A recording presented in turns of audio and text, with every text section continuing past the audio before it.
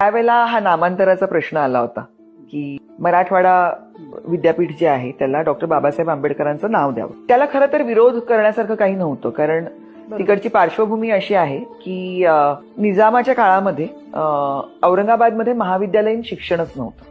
म्हणजे 10वी पर्यंत शिकून, म्हणजे तेव्हाच ते इंटर वगैरे जे होतं ते शिकून तुम्हाला ग्रॅज्युएशनसाठी हैदराबादलाच जावं लागायचं. आणि औरंगाबाद हैदराबाद हे अंतर काही फार कमी नाहीये, भरपूर अंतर येते. 3-3, 4-4 दिवसांचा प्रवास करून परीक्षा द्यायला तिकडे जायचं.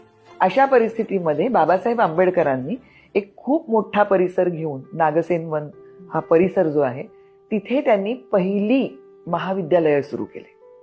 तर ज्यांनी तिथे मुहूर्तमेढ रोवली आणि ज्यांनी महाविद्यालयीन शिक्षण जिथे सुरू केलं त्यांचं नाव त्या युनिव्हर्सिटीला देणं हे अगदी योग्य होतं.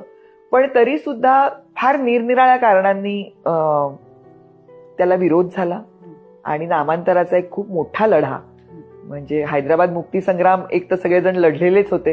हैदराबाद मधून वेगळं व्हायला, संस्थानातून वेगळं व्हायला सुद्धा खूप कष्ट झाले होते. खूप मोठा लढा मराठवाड्याने दिला होता आणि त्याच्यानंतर हा नामांतर